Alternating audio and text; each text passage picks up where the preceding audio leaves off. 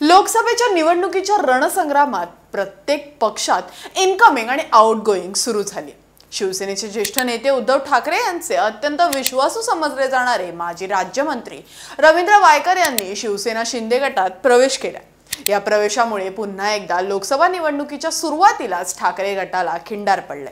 महाराष्ट्राचे मुख्यमंत्री एकनाथ शिंदे यांच्या उपस्थितीत वर्षा निवासस्थानी रविवारी वायकर यांनी शिवसेना शिंदे गटात प्रवेश केला। भाजप नेते किरीट सोमय्या यांनी अनेक विरोधी पक्षातील नेत्यांची ईडी चौकशीची मागणी केली होती। काही दिवसात ज्यांच्यावर चौकशी करण्याचे आदेश होते तेच नेते भाजपात आणि मित्र पक्षात सहभागी झाले। रवींद्र वायकरांच्या पक्ष बदलामुळे पुन्हा एकदा चर्चेला उधाण आले। जाणून घेऊयात आतापर्यंत ईडी चौकशीच्या आरोपानंतर कोणते नेते सत्ताधाऱ्यांसोबत सत्तेत सहभागी झाले। माजी मुख्यमंत्री अशोक चव्हाण आदर्श घोटाळा प्रकरण, भाजपात प्रवेश आणि आता राज्यसभेवर खासदार। माजी राज्यमंत्री रवींद्र वायकर 9 जानेवारीला ईडीची छापेमारी, 10 मार्चला शिंदे गटात प्रवेश, 10 नोव्हेंबरला बीडच्या कुटे समूहावर छापा, 11 डिसेंबरला कुटेंचा भाजपात प्रवेश। ठाकरे गट राहुल कनाला गैरव्यवहाराचे आरोप, शिंदे गटात प्रवेश। खासदार संजय राऊतांवर ईडी कारवाई आणि अटक। आमदार वैभव नाईक एसीबी चौकशी, आमदार राजन साळवींची सुद्धा एसीबी चौकशी। आमदार नितीन देशमुख बेहिशेबी मालमत्तेच्या आरोपात चौकशी।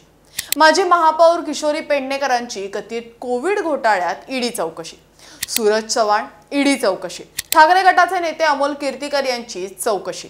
आमदार रोहित पवार यांची ईडी चौकशी। तसेच भाजपने आरोप करतात सत्तेत सहभागी झालेले नेते कोणते ते आता पाहूया। अजित पवार, छगन भुजबळ, हसन मुश्रीफ, प्रफुल्ल पटेल, नवाब मलिक, अर्जुन खोतकर, भावना गवळी, प्रताप सरनाईक, राहुल कनाल, यामिनी जाधव, यशवंत जाधव, संजय राठोड तसेच आनंदराव अडसूळ अशा दिग्गज विरोधी पक्षातील नेत्यांवर भाजपने जे आरोप केले होते तेच नेते नंतरहून भाजपात किंवा मित्र पक्षासोबत सत्तेत गेले।